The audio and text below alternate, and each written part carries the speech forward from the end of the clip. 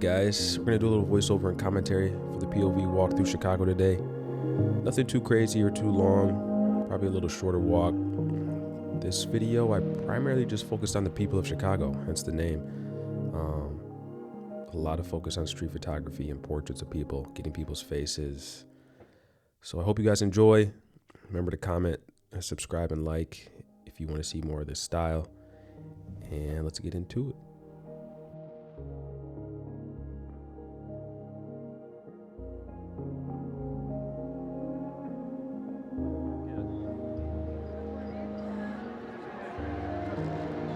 It's really nice and bright in here today.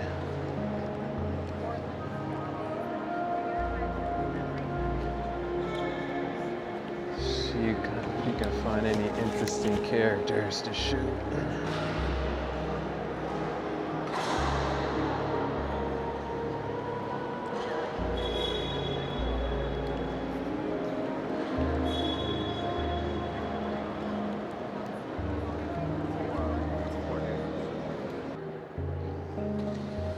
So this guy that just walked across the frame, older guy, beard, glasses.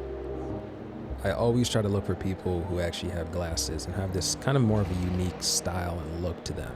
You know, obviously there's a ton of people around here, a ton of people. It's just like, why aren't you just shooting some of these guys? It's just like, yes, that'd be easy and nice, but somebody who adds character to the frame, has a unique style to them, whether it's the way they dress, facial hair, glasses, it has like those people who just kind of have like an old vintage style to them. I always kind of keep my eye out for, and that guy fit it perfectly.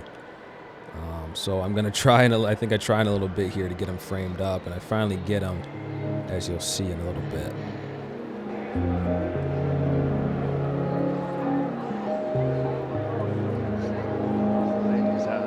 Sony says, good job. I stop quick here because I see this guy on the left, bald guy. I liked his shirt, mixed with the red and white against the black. Just, added a nice pop of contrast. Snapped a couple of images. I thought they came out pretty good, but it's just kind of an example of just trying to find those people who have just a unique look to them. Even his beard, mixed with the red and white on his shirt created a nice, pleasing set of colors.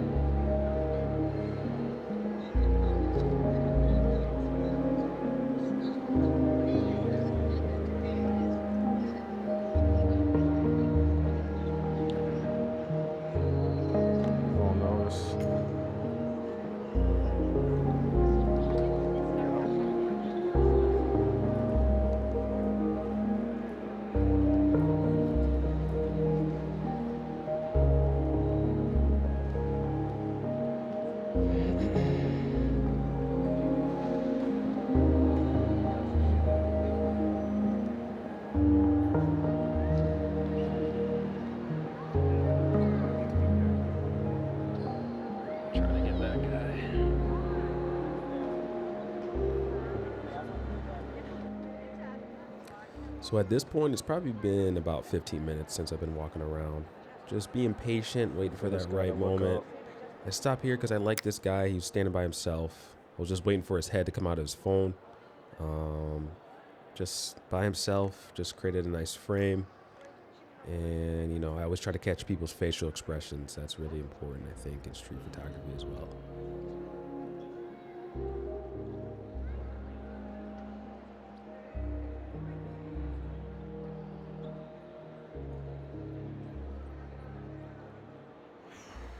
I stopped here for a quick shot because this guy's shirt caught my attention.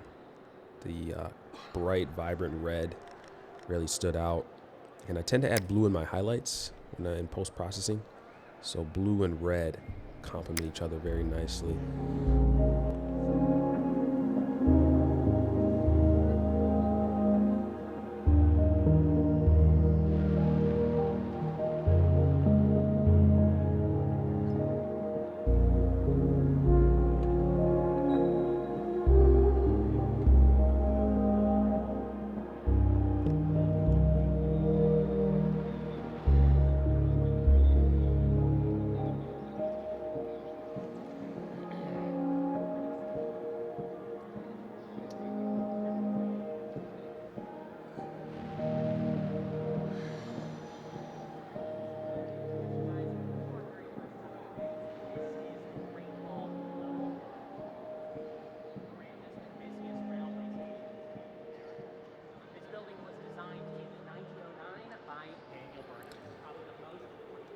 So continuing to be patient here in Union Station, just, trying to find the right frame.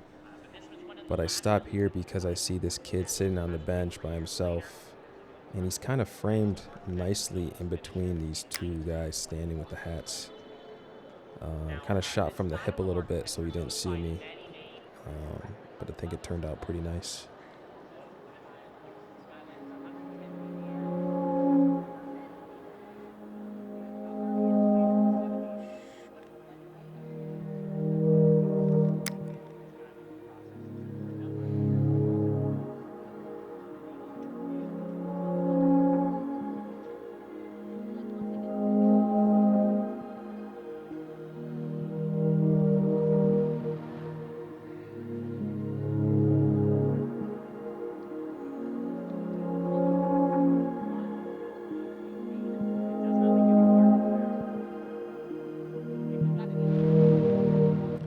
By this point, it's probably been, 30, 45 minutes since I've been at Union Station. Like I said before, just being patient, waiting for that right moment and frame. Looks like I finally caught this guy by himself. Snapped a couple from the hip while he was walking by. Nothing crazy, but I had my eye on him from the beginning.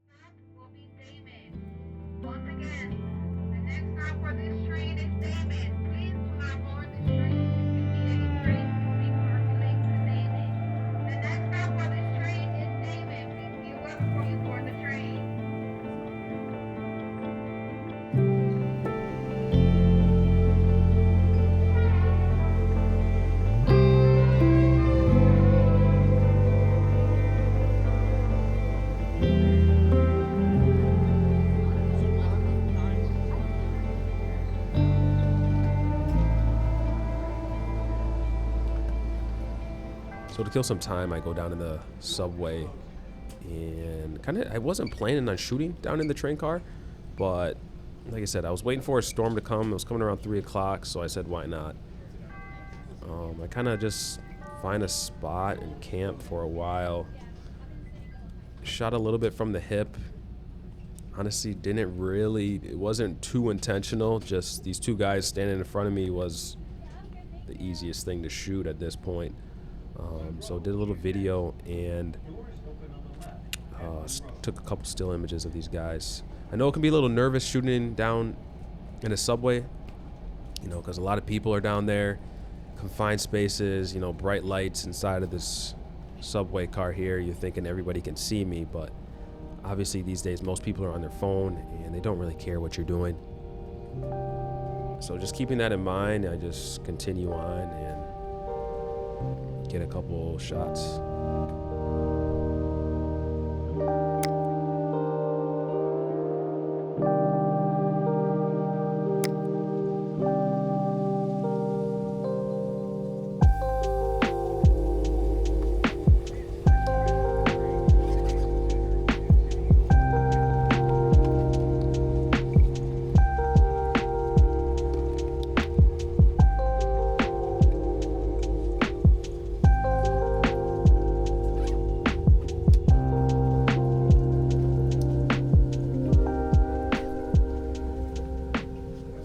As you can see, I'm switching lenses. I put on the 16 to 35 from Sony just to get a little bit wider perspective. Gets very crammed and tight in here in a little bit, as you'll tell. And there would have been no time for me to switch lenses. I had the 85 on. It's okay for portraits. Well, it's great for portraits, but inside of this train car, it was just too many people. It was getting too crammed where I couldn't get, you know, some decent shots. 50 mil actually probably would have been perfect, but I don't have a 50 mil. So just honestly shooting whatever I can at this point. Whatever's in front of me, whatever catches my eye. This was one of the newer train cars, I believe, that they got down in the subway. It looked brand new. Very, very bright lighting, very clean in here. So I took advantage.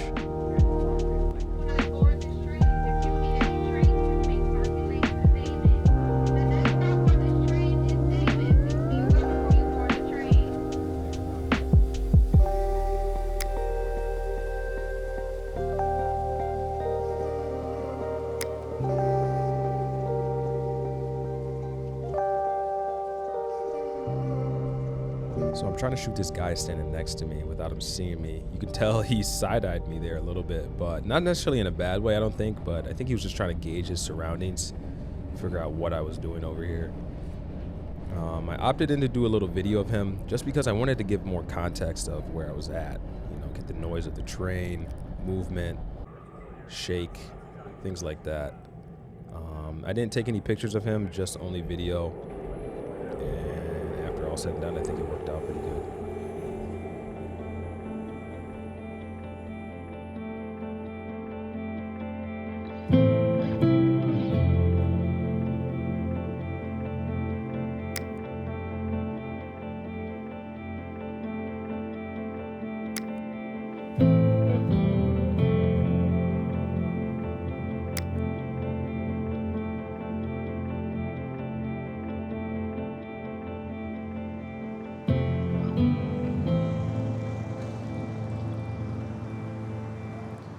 So I finally went back to the street, hoping to find some rain, but obviously that did not happen. I believe I'm in the corner of Van Buren and Dearborn Street, just doing some panning shots of cyclists, cars going by. When I set up for panning shots, I always try to find what's going to be behind the subject when you're shooting them. You know, like lights always create a nice effect behind the subject because it creates a nice light streak. So keeping that in mind, I just kind of really pan anything I see, cyclists, cars, and yeah, go from there.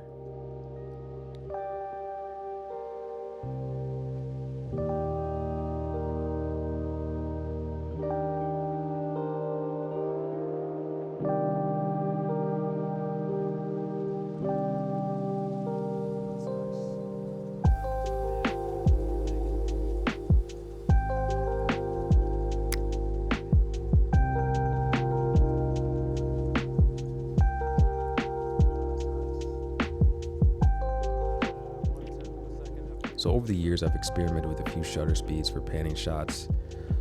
I used to shoot a lot at 1/25th of a second.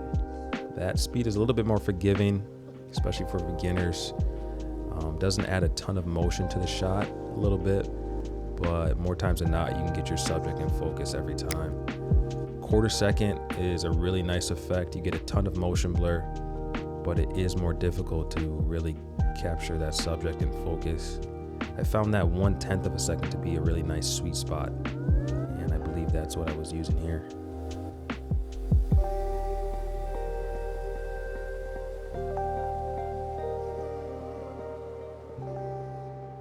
I'm walking to another one of my favorite spots in the city, just kind of an elevated shot looking down this street. But I see this guy kind of standing where I wanted to shoot from, so I thought it was a good opportunity to do a couple candid portraits of him. I have the 85 1.4 on, and obviously at 1.4 you get really nice separation between the subject and the background. And then I kind of use this little metal, I don't even know what this is, box in front of me to frame him up and just add a little depth in the foreground.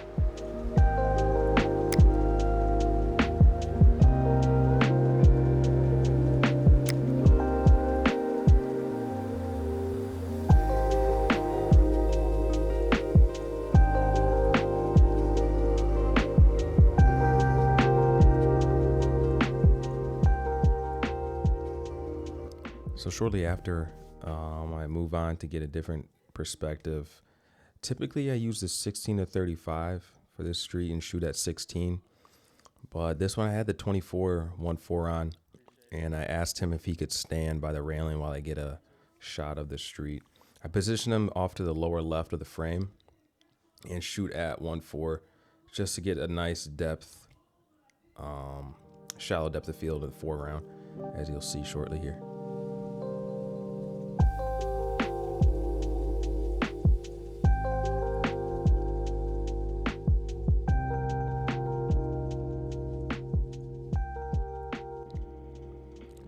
On to the final spot of the day. This is a parking garage on Wells Street, an elevated shot looking down at the S train, leaving and going from Merchandise Mart Station. This is a very unique spot in the city, I'd say. Not a spot I check out too often, but I feel like every time I do come here, I always walk away with something I'm happy with.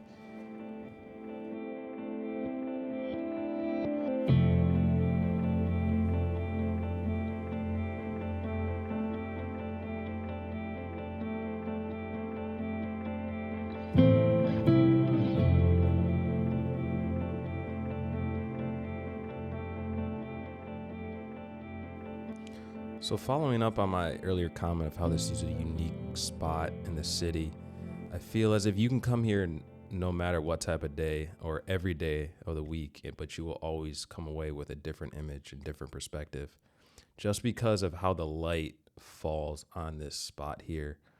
In this scenario today, the light was very interesting. It was falling in a way just perfectly through the buildings, and it was creating a really nice light streak on the road. Something I was not expecting to happen. Like I said before, I was kind of hoping for some just straight overcast or maybe even completely sunny, but because of this partly cloudy, it was how the light was spilling through the streets here, and it just created a really unique perspective, and I was pretty happy with what I walked away with.